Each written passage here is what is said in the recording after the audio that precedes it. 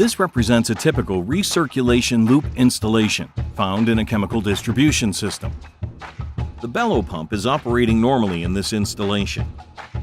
Note, the normal working pressure is negative 0.1 bar.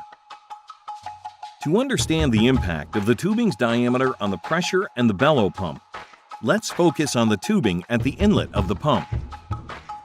As you can see, smaller tubing diameters reduce pressure at the pump's inlet, and this dip in pressure begins to stress the pump's bellow.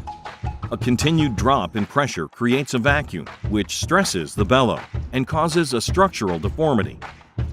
Down the road, this deformity could lead to a fracture and result in a total system failure.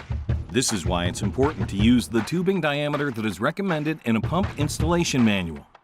To learn more about Furon high-purity pumps, visit the Saint-Gobain Process Systems website.